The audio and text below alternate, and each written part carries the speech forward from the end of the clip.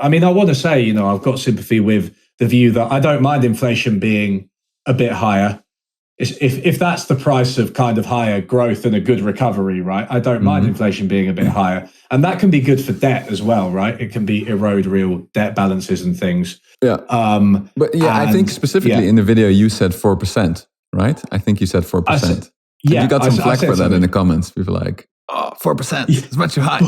That's 4% is not that high. I don't think people realize how low 2% is, like historically. I don't know what you think of that. I feel like, I mean, it's actually a position I've seen espoused by some monetarist types to say we should have a 4% inflation target, because 2% might just be too restrictive and you end up choking off recoveries a little bit too soon. So I don't know. What do you think of a 4% inflation target?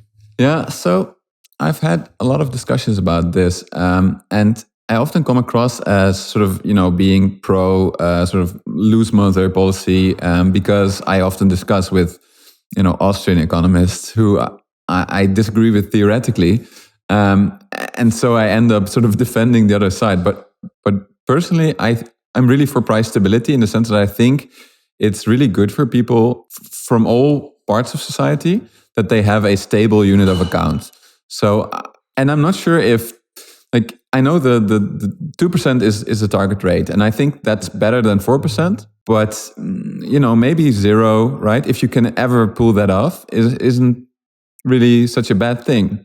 Especially since, I know that the argument is like, oh, but inflation helps people who are in debt, but banks adjust their interest rate to inflation, right? So I wonder if that's really the case, if it's sort of already in the expectation of banks.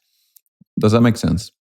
Yeah, I suppose it depends on how much of debt is kind of variable rate and how much is fixed rate, right? I mean, I think my understanding, at least again, specific to country in the UK context, a lot of mortgage debt is actually fixed rate.